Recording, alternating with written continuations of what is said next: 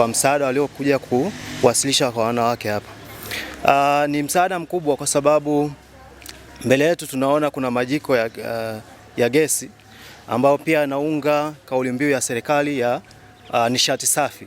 Maana yake tunatunza mazingira. Kwa hali ya kawaida tunaweza kuona kwamba tumemsaidia mwanamke peke yake, lakini sio mwanamke peke yake. Majiko haya yatapika chakula, yatamsaidia na mwanaume. Kwa hiyo kwa namna moja mmechagua zawadi bora ambayo pia inaweza kusaidia familia kwa ujumla. Wamama hawa najua wengi walikuwa na uhitaji wa majiko ya gesi na wameyapata. Wengine wanaweza kuona changamoto ikawa ni ujazaji wa hizi gesi, lakini kwa namna ambavyo mimi ninavyoona wana uwezo wa kuweza kuzijaza. Sababu akitunza 1000 kwa siku moja, maana yake huu mtungi anaweza kukaa nao kwa muda wa mwezi. Kwa ana uwezo pia wa kuendelea kurefill.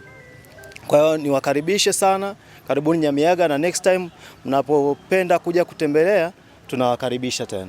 Asanteni. Tunapata uzito na ugumu sana wa kazi hii kwa sababu wamama wanakaa humu muda mrefu, hata miezi 2 inaweza kufika yuko humu mpaka mtoto anapofikisha kilo 2.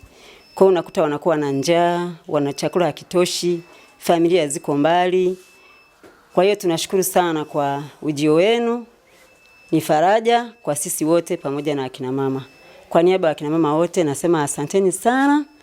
Mungu awabariki na siku nyingine muendelee kutushika mkono kama mlivyofanya siku ya leo. Sambamba na hilo, tunayo wodi ya watoto wakubwa kuanzia chini ya mwaka mpaka chini ya miaka 5 upande wa pili. Na kule tunaye mama mmoja ambaye ana watoto 3. Sasa kamoja kanaumwa na wale wote anao pale. Asanteni sana na Mungu awabariki sana. Karibuni.